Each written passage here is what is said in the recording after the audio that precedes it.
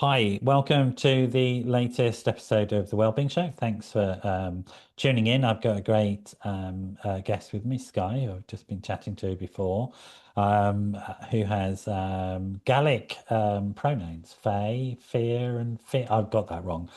They're going No, to you tell don't. me, they're going to tell me how much I got it, which is really embarrassing because I am Irish and I should really know my own natural language. But I'm going to claim hundreds of years of oppression by the English as to why I can't say it better. That's my out. All right, you English or bad people. And we're going to be talking to Sky very soon. Just to remind you, we record as if it's live, but it isn't live when you watch it. So don't call me at that point, but do send me a message 07506 319 745. It'd be lovely to hear what you think about it. Do, if you're watching this on YouTube, please subscribe. All that marketing nonsense, please do it because it really helps. And and do let me know what you like and don't like as well. I'm really sort of having feedback commentary is really helpful. I find it interesting as well to understand what people think about this stuff. Um, so, without further ado, Sky, welcome to the Wellbeing Show. How are you? Thank you so much. I'm good. Great. You're in Portugal at the moment, right? I am. Yeah. So you're on the same time zone as us. Usually, somebody with your accent is either at the beginning or the end of their day when they're having a chat with me. And but you're in Portugal. What brought you to Portugal? Um, I did not like the political climate in the United States. Okay, fair comment. There's a lot of people who've left the US for that Yeah. reason, Yeah. and understandably so, I would say. I don't like it. I'm glad I don't have to Yeah. make that decision to leave, to be honest. Yeah. I think the United States has way too much power and nobody likes it because it affects everybody in the world. Yeah, yeah, it is. I mean, I'm a great fan of the US as I knew it. I genuinely, I've been there quite a lot. I've even driven across the country, but its current political leadership and iterations are frightening to me. They scare me. Yes. I agree. I was really scared about it, and Yeah, I'm heartbroken about how immigrants are being treated, how trans people are being treated, sure. and I am very proud of how the American people have resisted Yeah. beyond anything I could have imagined. You know, And it's a story that isn't told enough about the resistance. We see it sometimes in some cities, Minnesota most notably, but actually there's been a lot of very organized pushback on what is going on. So there isn't a simplistic story there. And we're seeing some of that importation into the UK at the moment, unfortunately. And we look at Belfast at the moment and some of the uh, southern cities in the UK. There are bad actors in this country who are copying the processes in the US and importing them here inappropriately. Let's hope we don't go as far as that. Um, we're going to discuss trans issues, we're going to discuss human rights, I'm sure, etc. But I'd like to know a little bit about where and how you grew up, and if you don't mind, tell us, a little bit about um, little Sky. Where was she? um, uh, I was born in Cleveland, Ohio, Right, and I lived there till I was like a week before my 14th birthday. I am the oldest of six children, right. and very Irish American Catholic culture. Yeah. Um, Which means and what exactly? Inform us. uh, so you have to think like my family was the type of family that would contribute to to Sinn Féin or Yeah, yeah, right. And all so St. Patrick's Day was a huge event. My father was part of the Knights of Columbus. Um, the My father and many of he's one of 13. Many of his brothers went to Notre Dame, yeah, the Fighting Irish football team. sure. And so and I think that like how it affected culturally was lots of humor, dancing, singing. My father had a really beautiful tenor voice, and lots of alcoholism. Not that that necessarily comes with being Irish or Irish American, but certainly did in my family. Sure. And yeah, a And sense of fun, though. There was so much right, of, right. yeah, of that was the good part, you know. Yeah. And you were born, you were assigned a gender at birth, which you don't necessarily identify with now. Right. I was assigned female at birth, and I don't identify with that gender. Um, Fair Fares is a neo-pronoun. It's under the trans and non-binary umbrella, and Okay. I identify as both. I kind of feel like trans non-binary. Um, Non-binary is trans, but I really hate to identify with a non. It Okay. just, you know, I hear that. yeah, it It's just like doesn't make sense to you want me. something more I'm not positive a in your nut life. something. Yeah. Yeah, I am a So something. for people who might not be as familiar with the issues as yourself or even myself, just can you give us some bullet points on what we're talking about here? Because some people still think in very what we call binary terms, but Right, right. So there's a whole different way of thinking about gender. okay, And I think it was really initiated by Gen Z, which, and young children who were either saying that they identify with the opposite gender that they were assigned, sometimes as early as 4 or 5. yeah, And then other children who were saying, I don't feel like I am a man or a woman. And then that, it kind of filtered up through the yeah, ages. yeah, Um, for me, I would say I'm like a Gen X boomer, so a very different generation. But I can say from birth, I had so many gender non-conforming behaviors and yeah, expressions sure, that I just wasn't ever like, we would have said tomboy, sure, you know, androgynous sometimes, but I just didn't ever act like a girl. yeah, And nor did I really act like a boy. yeah, And I don't like to say that I'm a mix. I like to say I'm fey, which is something altogether different, right? yeah, Instead of even a line is a binary. So we don't just have male on one side, female on the yeah, other, with a lot of different iterations in between.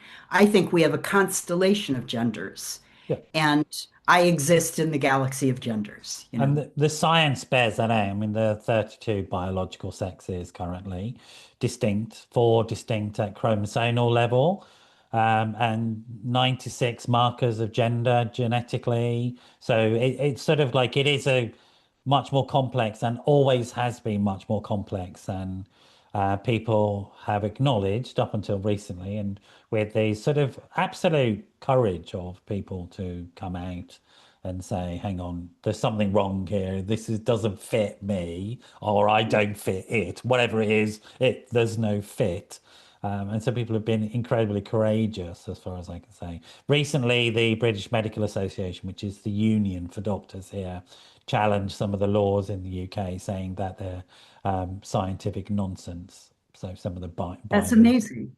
Yeah. there was a recent ruling by the Human Rights Commission about some law that Parliament passed saying it's scientifically illiterate, is what they said.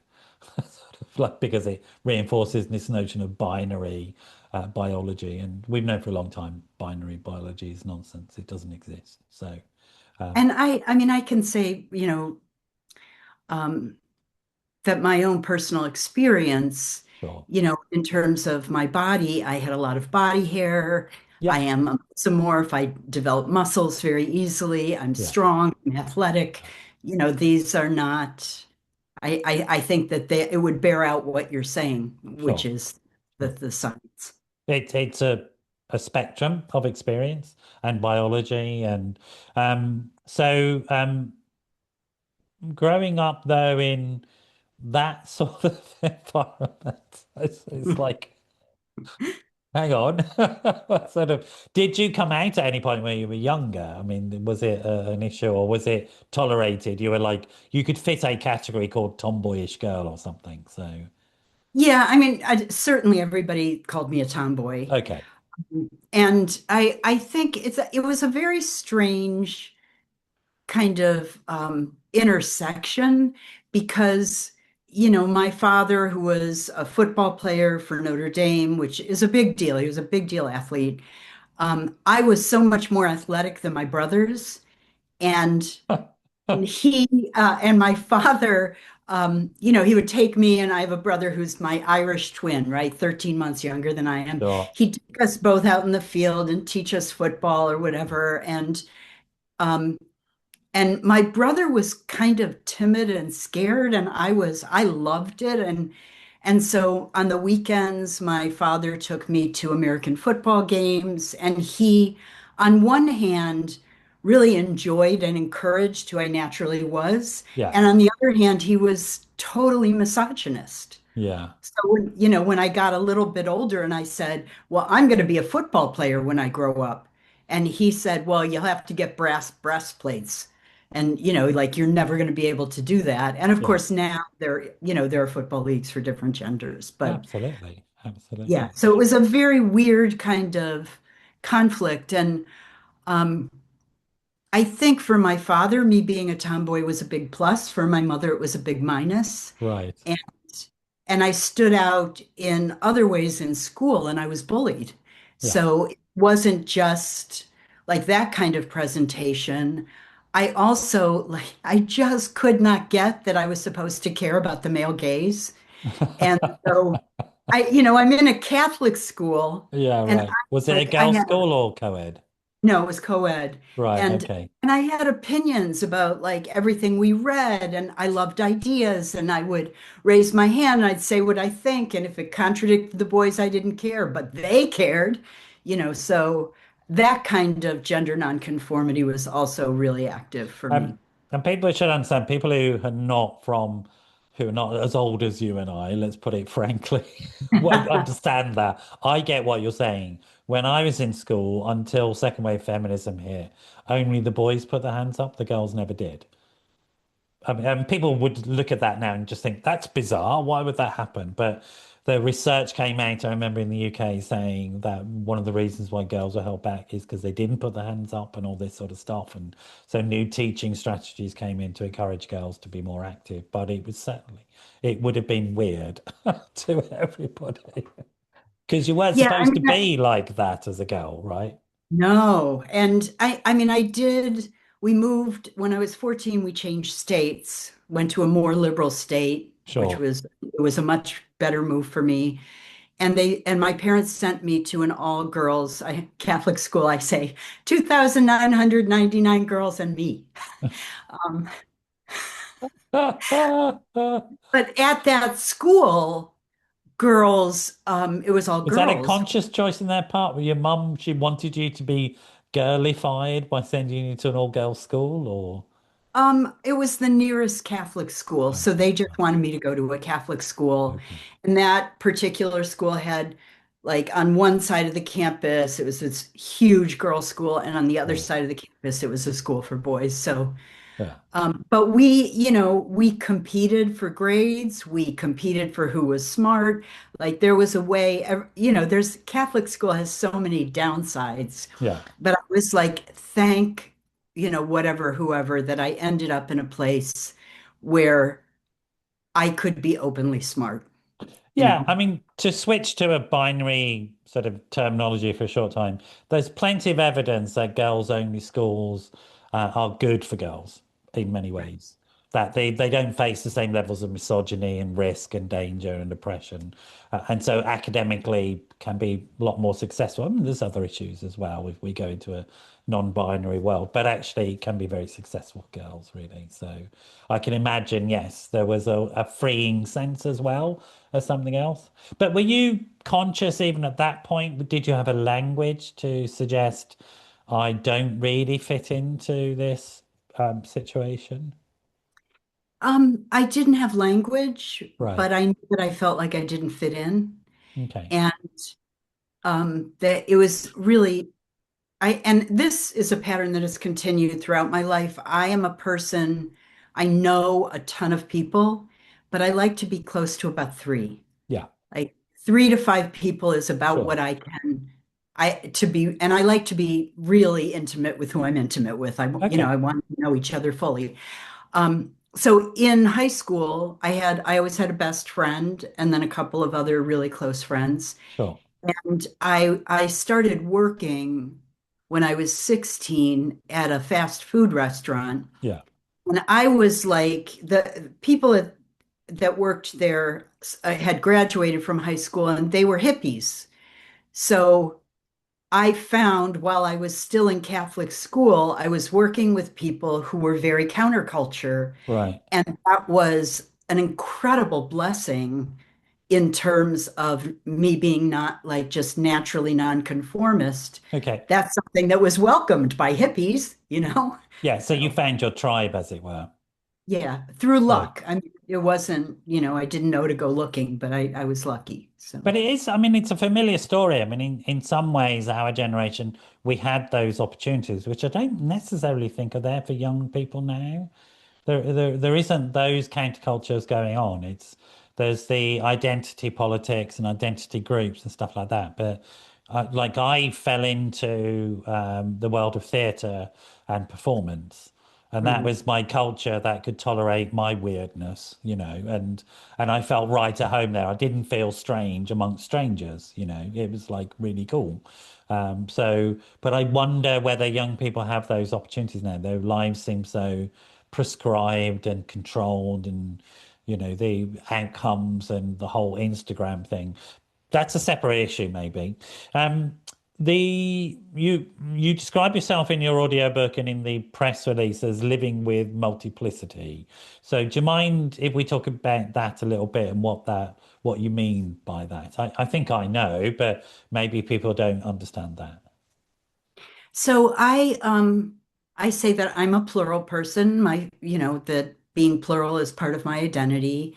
And that means multiple consciousness in one body. Yeah. Um, if you want to go into diagnoses, it would be now DID, dissociative identity disorder, um, multiple personality disorder. That But the original old one is multiple personality disorder. They're all disorders, and as opposed to something else. I mean, it's like I get it. So, and usually they're associated with some sort of traumatic experience and stuff like that in the literature. Would that be true for you or not? yes, yes. Right. Okay. I mean, that's the other side of how I grew up. It was a lot of trauma. Right. And but there are people now who I think partly because of the popularity of internal family systems, Yeah. there are people identifying as plural who don't identify as DID. Sure. But for me, I think, I've been healing for 38 years. Yeah. Yeah. And so I embrace plurality. Sure. I say I'm a healed plural person. Yeah. It's always healing, but Yeah. there's a threshold that you cross when you start to have an inner sense of wholeness. And I Sure. didn't even notice it. When I crossed that threshold, I had a therapist say to me, you do realize you're healed. And Yeah. I was like, that feeling, is that what the healed is? Yeah. Yeah. And do you mind if I just give some sort of explanation to people who might be listening, who these ideas might be new to, or you can join in and help us explain it a little bit? Yeah. So trauma, I mean, I grew up in an Irish Catholic British family with alcoholism, extreme violence, intercommunal violence. So I look at what's going on in Belfast right now and I'm like, oh, that's very familiar. My family, certainly my mother's side, were provisional IRA, which you will know. You talked about donating money to that organization as a child. That's where a lot of the money came from. But like my grandfather was a brigade commander in Dublin, and my uncles were sort of paid up members, etc. So there was all this extreme stuff. I developed what would now be called CPTSD, and I had treatment for that, and I'm very grateful. My personality didn't develop what I understand as the creative defenses of multiple personalities or plurality, but yours did. And I presume in response to something like that story. Yeah, I mean, extreme violence, Sure. sexual abuse, Yeah. Yeah. community Yeah. violence, just lots of crimes against children, Yeah. We're just going to and stop for a second. both We my always, parents. just for a second, I'm going to stop and remind people that if this is triggering, if you're in it right now, maybe you're experiencing something, that's okay. If this is upsetting you, that's fine. Just like it's good it's upsetting you. It is upsetting, this stuff. It's really important if you are feeling upset that you take a break. Remember, this is you can turn this on and off. You're not forced to listen to it. And also remember that you're not alone, that there is support, particularly if you feel like you might hurt yourself. I want you to call the Samaritans and give them a call now and have a chat with them, or reach out to a friend. If you have a therapist, let them know. So you're not alone. Whatever you feel, being alone is just a feeling. It's not a fact, folks. So do look after yourselves. And we too, myself and Sky, we can talk about this stuff, and we know how to look after ourselves, and we've had treatment and help. If you haven't, just take it easy on yourself, okay? Sorry, Sky, I interrupted, but No, I think I'm so happy for the trigger warning, and that was yeah. very kind. Yeah, it's really important. So you grew up in this really quite dangerous, dysfunctional childhood, and your psyche created interesting ways of you managing that without it Yeah, destroying you, I guess. yeah. I mean, I think that the experience was so completely overwhelming Yeah, that I had to develop, like we all have parts, right? We all have parts of ourselves. And, but you can, under the pressure and the stress of trauma, those parts can separate from each other and sure. they can come like holding compartments Yeah, for experience so that you don't have to feel it all at once. yeah, And as a absolutely. child, that feels life-threatening. I think it probably is life-threatening. Yeah, And so I think, I mean, that's what I did is I I sort of, I mean, I kind of I have one personality who's actually kind of a cluster. And like every 2 years, I needed a new one because like that compartment's full, get a new one. okay. I can't hold anymore. All right, let's Wow. have another, Wow. How you know. amazing. I mean, the mind is an amazing thing, isn't it? We are incredible, humans are incredible things, particularly under stress like that, and children under that stress as well. Is as you say, it's an immature mind, a child, and so it has to do something with this stuff, right? And you have described how many sort of aspects of yourself, those internal selves, would you say you know about and that you have? I don't ever give a number, Okay, and I'll tell you, I'll explain a little bit why. please do. Yes, if you don't mind. Yeah, so I have, and I think many people with histories as long and as difficult as mine, you develop polyfragmentation, right? So sometimes something is so overwhelming that you need a personality just for that one memory, or just for the feelings, or just for the pictures. Okay, And those personalities are never, they never develop, they're just a holding, a place to sure, hold. sure. And but I feel like within my personality system, I use the principles from queerness and feminism. Like Right. Yeah, everybody gets to have a voice, everybody matters, everybody's equal. It doesn't matter how much you hold. And so I can't, if I the fragments, there's many, many. And then there are more developed personalities that are more a limited number. yeah, But if I just feel like I want to count them all. sure, So sure. so And if I can try given and put that in another language so people can get access to it, it's like all human beings are made up of a series of experiences, which when our personalities are allowed to develop without interruption, as it were, without traumatic interruption, they're still very compartmentalized. I mean, the brain does compartmentalize. So smell is physically located in one bit of the brain, and sound in another bit, and all that sort of stuff. And when we sleep, we sort of build connections between those bits of experience as they're sort of stored away. But in trauma, that those connections may not happen essentially, and so you have discrete. And one of the things I have, for example, I have a thing called flashbulb memories from some of the violence, which is a bit like a photo. A black and white photo, which will never be animated. It will never be a film. It will never be a recoverable experience. It's just like that's a fragmented aspect of my experience, which contains that experience because it was otherwise, as a child, too much. You would have been overwhelming and destructive.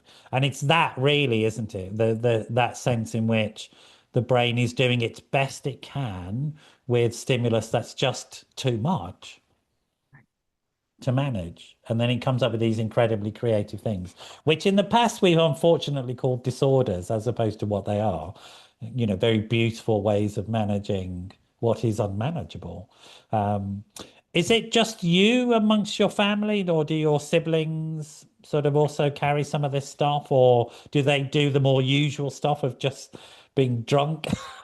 Dealing with it through They do, substance misuse. yes, they do the more usual stuff of just being drunk. So I'm one of six, and the Okay, four of us who were had a significant part of our childhood in Ohio right, had much more traumatic beginning sure. than the two who grew up mostly in Pennsylvania. So the I think the four oldest, I think we were all alcoholics. I'm a recovering alcoholic, Yeah. and so Join the they, club. yeah, I mean, All the they best do, of us are. right. Yeah, they do the stuff of continuing to use or use food. Okay. Um, Yeah. and and I think and to idealize the family and idealize my parents Yeah. and to not want to admit, the Yeah. truth is very I felt for many decades, I felt like it's I am the last person who should try to force the truth at people who have been this Sure. traumatized. If they can't Sure. face, Sure. No, what I would it agree. do to them? Right? Yeah. I know it was like, it Yeah. was very hard to face it and heal. It was Yeah. hard. And I think it's better to do that than to drink, but it's not my choice, it's their choice, Yeah, absolutely. And also I think I agree with you. I'm radically respectful of other people's choices. As long as their choices don't destroy me or my life or people that I love, that's fine, and also I think, that there are natural processes in healing that also need to be respected.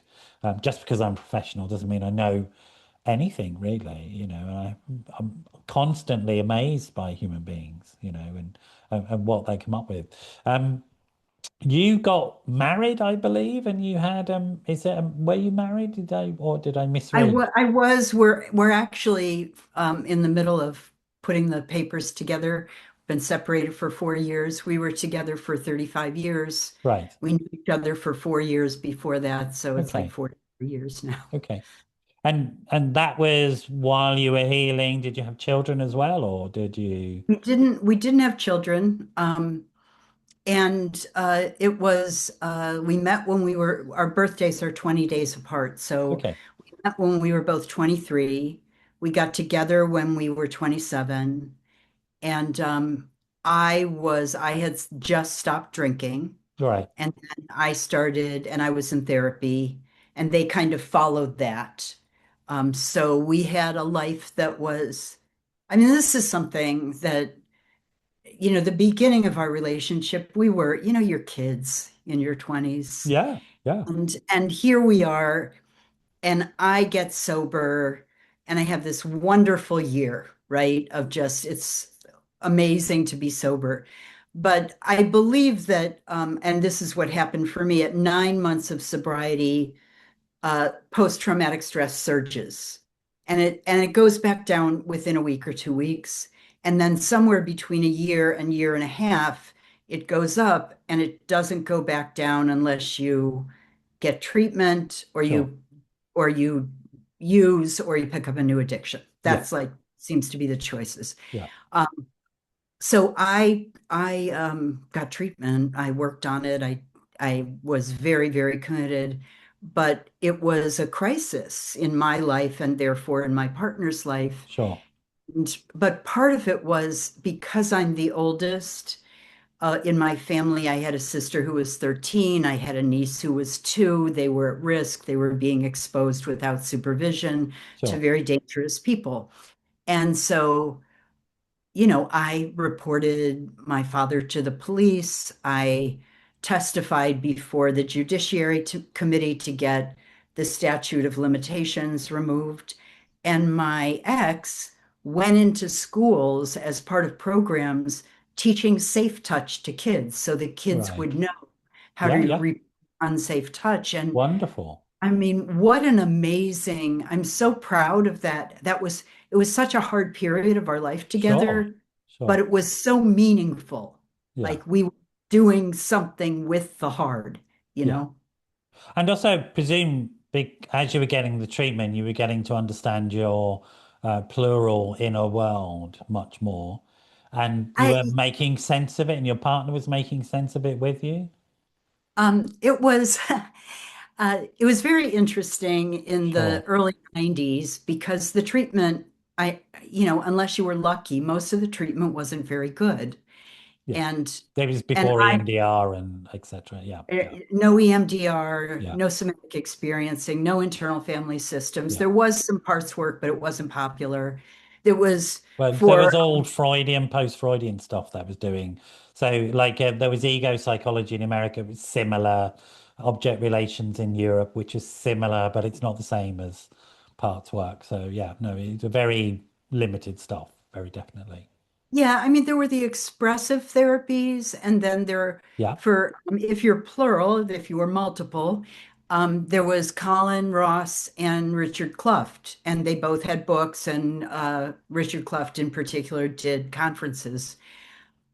So it was, I had these people who were so wonderful who were in my life, yeah, 2 best friends and my ex, and they were so excited to meet all the me's, you know, great. and and so there was, and So they then weren't they, afraid of this. They weren't sort of, it didn't become like this Hollywood monster movie type thing. It was like, how much fun is this? it was like a playground. Yeah. And it was the inner child movement was in full force. So if I would go to Yes. a Yes. support group, I was immediately popular Yeah. because I had so much access to playfulness in my inner kids. Yeah. And people You would had be so like, many "Can of you them as teach me well. how to play?" You know, I'm Great. sorry. You had so many of them as well. It was like Yes. lots and Yeah. lots of them. Wonderful. So Super. Super. that was really great. And this is a very kind of ironic thing. I had a terrible therapist and Did just, you? oh my God, told me she loved me, called me every day, I accelerated the treatment. I was getting more and more dysregulated, Right. and I talked her into lending me the training materials, and I read them all, and I developed basically my own internal family systems, Right. and I Yeah. fell in love with my system, Okay. which is, I mean, That's that's for ideal. a Yeah. person, that's self-love, right? Yeah. And Absolutely. some of it was some people in my system hated each other or blamed each other, and I we worked through that together. Yeah. And it's spiritual, it's magical, it's very hard, it's the hero's journey, Sure. and it gave a lot of sense of purpose and meaning to my life. And then I took everything I learned about consent and listening, and I brought that to being a teacher, a director on film and theater. It Super. was, yeah. Super. Tell us about internal I was just about infernal. Freudian slip there. Internal family systems. What's that? Just explain So to folks. it was originated by Dick Schwartz, and Yeah. he says that he understood it by listening to his clients Yeah. because people would say, well, one part of me feels like this, but this other part of me feels like that. And so he was like, wow, they're all talking about parts. Yeah. And eventually he came to understand that we all have inside of us what in Hinduism is also the biggest self. It's the center of divinity. Yeah. And that part of us, which is the center of us, it's the essence of who we are, cannot be changed by experience. So it can't be destroyed by trauma. It can be buried, though. Yeah. And then the parts that of us, Dick divided them into categories. So there are protectors, and those are the parts of us that are trying to protect us from hurt. Yeah. And under protectors, there's managers who are proactive and firefighters who are like, this is bad, got to make it go away. And Yeah. that's usually like, I'm going to drink, I'm going to work, I'm going to do something. Yeah. And then exiles who carry the pain. And just so these varied kind of categories of parts. And and the idea is that you listen to parts and you work with parts and Sure. you keep bringing them back to the biggest self, to that center of light, which is the thing that can really heal you. Yeah.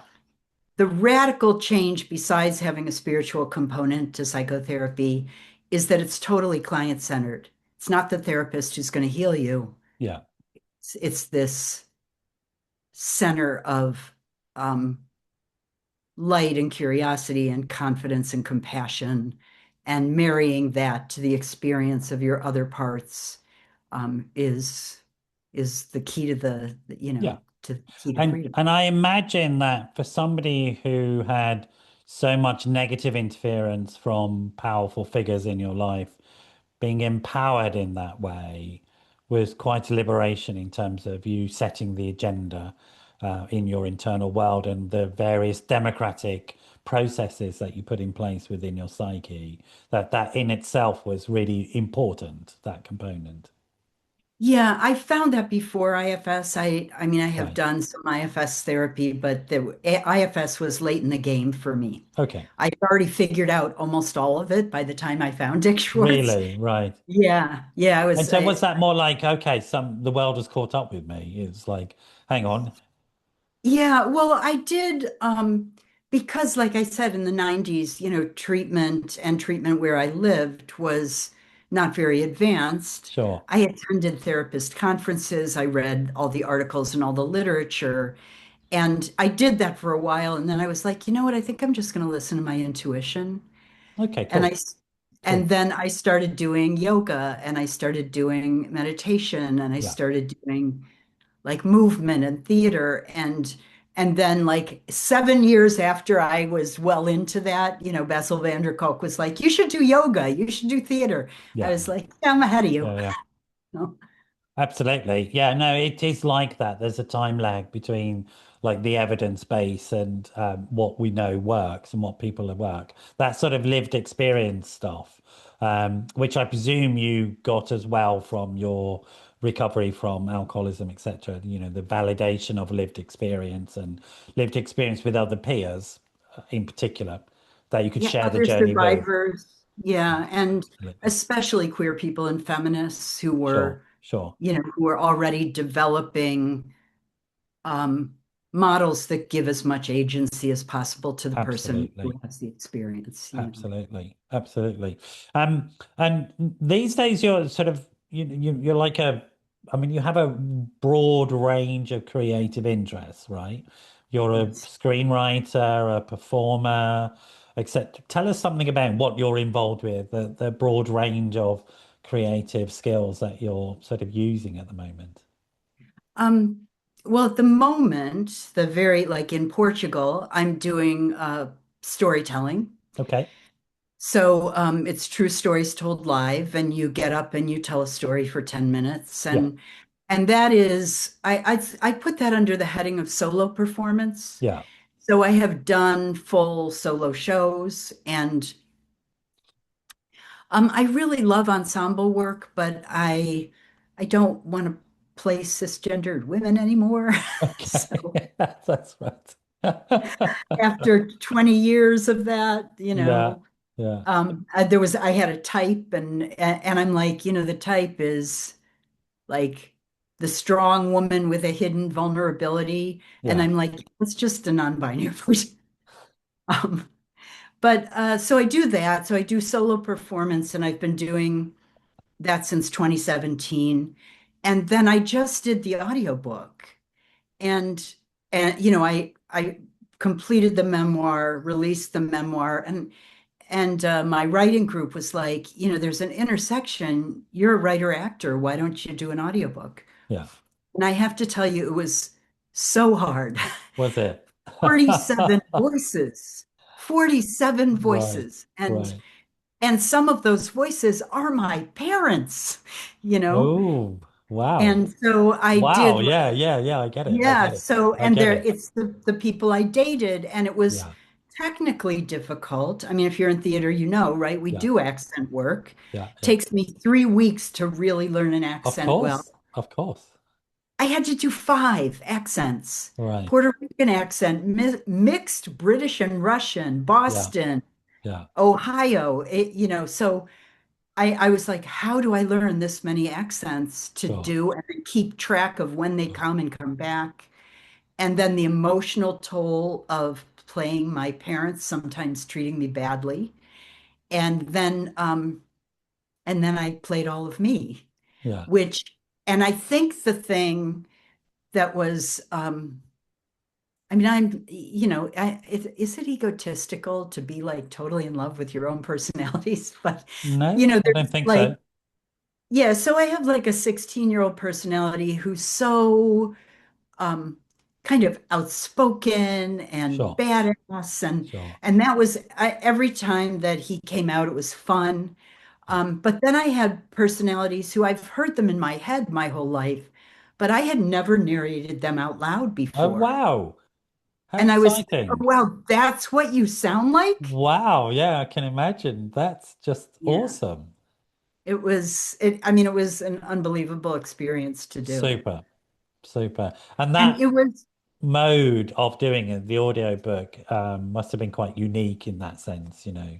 It's got something very magical about it, I think, audiobooks. Hearing a voice, in your case, many voices, and then listening to it. What was that like? I mean, doing it and then listening to it. I mean, I can't bear to listen to myself. I have to say, I've never heard myself and thought, oh, I like the sound of my voice. I've never done that, but. What was that like to listen back to yourself and listen to the various yous? yeah, I mean, I have a thing. Uh-huh. So, I am a film actor. Yeah. And so for So 20 you've had to years, I learn to have to tolerate it. Yes. God. I have to watch myself three Yeah. times because the first time I just want to fall down and writhe That's on the floor. I know that feeling. I never get back past that one. And the second time I'm like, all right, well that was good. I don't know about that. That was good. And Yeah. then the third time I can kind of stand and say, relatively objectively, Okay. this was a good performance. This was my best performance. This was not my best work. Sure. And so I had to do that with the audiobook. I listened and I was like, no, I got to do that again. No, I got to do that again. So Right. I had a lot of the nothing was good enough. Yeah. And then and I also had, sometimes I would listen to it and just cry, Yeah. like Yeah. there was grief, it wasn't unknown material, but it's still my life. Yeah. I have a line I said in this solo show that I did, and the line is I'm never gonna get to be somebody it didn't happen to. Yes. I mean, yeah, absolutely. That's right. Yeah. And people would start crying in the audience, Yeah. and they weren't crying for me. They were crying because they also want to be somebody who Yeah. parts of their life didn't happen to. Yeah. And so no matter what, the grief thins, the more work you do, it thins. But for me, some of it has gone away, some of it hasn't. It Yeah. just maybe will never go away. Yeah. And so I had that part of it. And then I laughed out loud at myself, you know, and I felt love and compassion. And I think I just keep doing it until I end up at love and compassion. Yeah. And I kind of feel like one of the gifts of plurality is this clarity for knowing the parts of yourself. If you're a single personality person, you don't hear the voices Yeah. because they're not as separate. And I felt a kind of humbled awe, Yeah. you know, Yeah. and this hope, like maybe other people will listen to this and they will understand that knowing all the parts of yourself, the ones you identify with, the ones you kind of wish weren't there, your critics, whatever, Yeah. that welcoming them all home Yeah. is a path to peace and compassion and love, you know? That's the saying for our times, isn't it, really? That we have so many leaders at the moment who don't know themselves at all and project their internal hatred out onto everybody else. And it's horrific. It's horrific. And, I wish them love and compassion, but I also wish they'd shut up and go away, to be honest. Yeah. I have a particular, I'm sure you can guess who person. I'm like, I could send you metta, Buddhist loving kindness, Yeah. as long as you're locked up somewhere that you can't get out. Yeah. Yeah. Yeah. I can think of a few places to lock him up. Um, and hopefully that will happen soon. Got a few in England we could get rid of. Look, it's been a genuine pleasure to meet you, Sky. Genuine pleasure. So really loved having our conversation today. Hope it was good for you. And what's the audiobook called? It's Bachelorx. Right. So that's non-binary. You put an X on Yeah. to, Yeah. so it's Bachelorx, a non-binary memoir. Great. And how can people get it? Is it on Audible or? It's available on Audible, Amazon, and Apple, and it Great. will be, there's like 30 more platforms it will be Okay. available on. Okay. But they Great. can always go to my website, lyralenkay.com Say your and website again. lyralenkay.com. So LYRALENKAYE.com. It's my middle name and my last name. Super. And and all the books are up there. So Brilliant, brilliant. Well, look, thank you so much for joining us. We have to leave it there for now, folks. I hope you found that as illuminating and warm and human and compassionate as I did, and a much needed conversation for our times in these times when there seems to be so much distrust and anger and hatred and violence. You see, we can talk about these things without blowing up the world. Isn't that amazing? How does that work? Okay. Anyway, it's lovely to have you. You stay there. Bye bye, folks. I hope to get your feedback on the subjects and issues. Do message me, or if you're watching this on YouTube, do subscribe, or on one of my other channels, just drop some comments. And I'll see you at the next show. And bye bye for now.